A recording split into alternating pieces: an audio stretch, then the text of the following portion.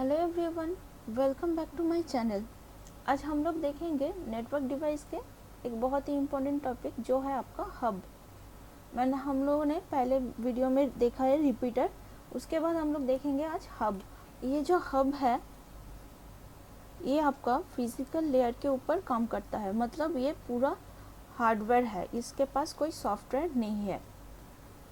Hub is a basically A multiport repeater, मतलब ये repeater की तरह ही काम करता है, बट इसमें मल्टीपोर्ट डिवाइस है। वीडियो में आगे बढ़ने से पहले आप सबसे एक रिक्वेस्ट है, जो लोग मेरे चैनल पर नए हैं वो सब मेरे चैनल को सब्सक्राइब ज़रूर कर दीजिएगा। चलिए वीडियो को शुरू करते हैं। देखिए हब, ये हब जो है वो आपका मैंने बताया ये मल्टीपोर्ट रिपीटर है। रिपीटर जैसे आपका टू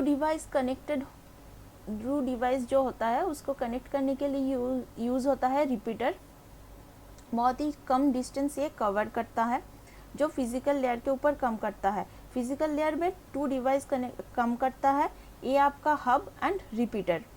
यहाँ पर रिपीटर में सिर्फ टू डिवाइस होता है, यहाँ पर हब में मल्टीपोर्ट डिवाइस होता है, मतलब दो से ज़्यादा हम लोग डिवाइस यहाँ पर कनेक्ट करते हैं।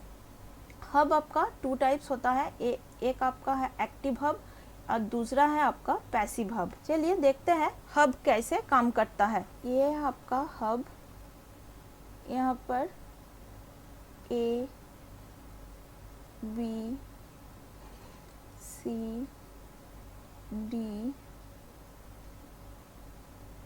ई एफ, ये सब डिवाइस एक दूसरे के साथ हब के द्वारा कनेक्टेड है। यहाँ पर बहुत ही छोटे छोटे सिग्नल्स होते हैं, वो आपको मैं बाद में बताऊंगी। ये देखिए, ये ए बी ये सब एक स्टार टोपोलॉजी की तरह एक दूसरे के साथ कनेक्टेड है, बीच में हब है।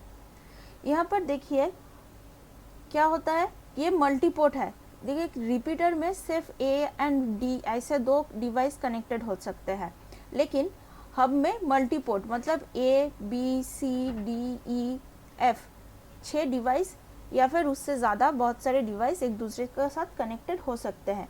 यहाँ पर इसका जो फंक्शनलिटीज़ है, ये आपका डेटा को फॉरवर्ड कर सकता है। फॉरवर्ड तो वैसे सभी कर सकते हैं। मान लीजिए ये जो ए है वो आपको ई को डेटा सेंड करना चाहता है, तो ये डेटा इसके ए के पास से आएगा हब के पास, उसके बाद हब ये डेटा को ई को सेंड करेगा।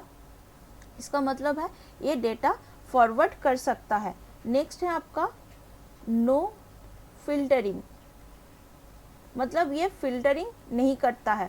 मतलब जहाँ पर देखिए ये जो ए ई को डेटा सेंड करना चाहता है, तो ये पर्टिकुलर डेटा ई के पास नहीं आएगा, सबके पास आएगा। मतलब एफ के पास आएगा, ई के पास आएगा, सी एंड बी सबके पास आएगा है। मतलब ये डेटा को ब्रॉडकास्ट कर देता है, सबके साथ शेयर कर देता है जिसको चाहिए। मतलब आपका ए का जो डेस्टिनेशन है वो आपका ई के पास जब देखेगा ई कि मेरा डेस्टिनेशन ये है, तो मतलब ए मुझे डेटा सेंड करना चाहता है, तो ये ई डेटा को रिसीव कर लेगा। बाकी B C D E F ये सब कोई भी डेटा को रिसीव नहीं करेगा।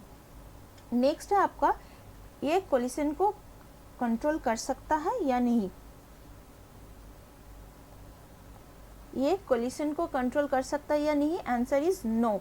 ये कोलिशन को कंट्रोल नहीं कर सकता, क्योंकि ये तो सबके पास डेटा को फॉरवर्ड कर रहा है, तो मतलब मेरा डेटा हर एक के पास जा रहा है, तो यहाँ पर कोई भी कोलिशन कंट्रोल नहीं होता है। इसके पास कोई सॉफ्टवेयर नहीं है कि ये इसके पास कोई सॉफ्टवेयर या फिर कोई मेमोरी नहीं है जो ये डेटा को स्टोर कर सकता है एंड चेक कर सकता है कि इसको कहाँ किसके पास सेंड करना है या फिर नहीं, इसलिए कोलिशन को कंट्रोल नहीं कर सकता है। तो इसमें क्वेश्चन आ सकता है यहाँ पर मैक्सिमम कोलिशन कितना होगा, जो आपके यूजीसी नेट में बहुत बार ये क्वेश्चन आ चुका है। तो ये जो कोलिशन है ये डिपेंड करता है इसका नंबर ऑफ पोर्ट के ऊपर, कितना मशीन इसके साथ कनेक्टेड है उसके ऊपर डिपेंडेंट है। मतलब अगर n नंबर ऑफ आपका मशीन कनेक्टेड होगा हब के साथ, तो इसका कोलिशन भी मैक्सिमम n नंबर ही होगा। यहाँ पर कितने डिवाइस कनेक्टेड है, 1 2 3 4 5 6, तो यहाँ पर मैक्सिमम कोलिशन कितना होगा 6, क्योंकि यहाँ पर पोर्ट है 6 आपका। ये कुछ बहुत ही इम्पॉर्टेंट टॉपिक है ये आपके हब के रिलेटेड। तो मैंने फिर बताया आपको कि हब 2 टाइप्स होता है, एक है आपका एक्टिव हब एंड दूसरा है पैसिव हब। एक्टिव हब हम लोग यूज़ करते हैं मैक्सिमम डिस्टेंस को कवर करने के लिए, एंड पैसिव हब यहाँ पर कम डिस्टेंस होता है वहीं पर हम लोग यूज़ करते हैं। ये देखिए, ये can not use extend the distance between the node. यहाँ पर नोड के जो बीच में जो डिस्टेंस होता है वो डिस्टेंस को जहाँ पर कम होगा वही हम लोग पैसिव हब को यूज़ करेंगे, और जहाँ पर डिस्टेंस ज़्यादा होगा वहाँ पर हम लोग एक्टिव हब को यूज़ करेंगे। ये कुछ छोटे छोटे पॉइंट है आपके हब के ऊपर। आई होप आप लोगों को समझ में आया। माइंड में रखिएगा, ये जो हब है ये हब आपके फिजिकल लेयर के ऊपर काम करता है। ये हब एंड रिपीटर ये दोनों आपके फिजिकल लेयर के ऊपर काम करता है, जो आपके कम्पिटिटिव एग्जाम में बहुत बार ये क्वेश्चन आ सकते हैं। एंड मोस्ट इम्पॉर्टेंट यहाँ पर क्या है, देखिए यहाँ पर हब के पास जैसे डिफरेंट क्या है रिपीटर एंड हब में।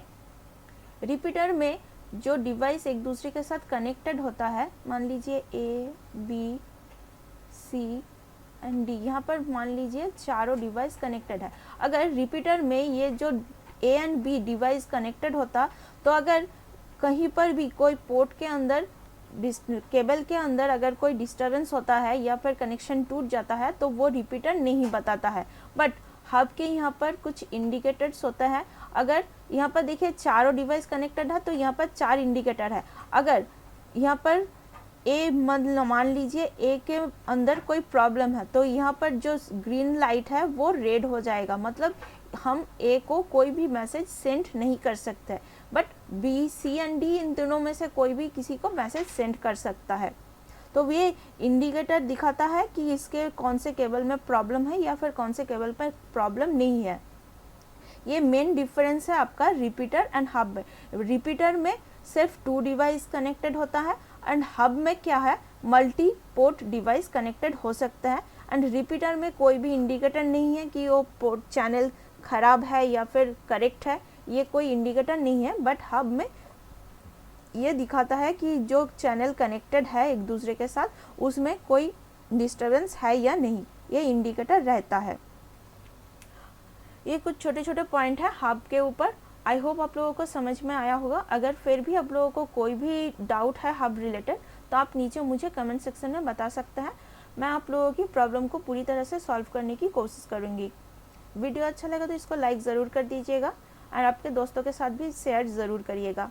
थैंक यू, मिलते हैं नेक्स्ट वीडियो में। Bye bye.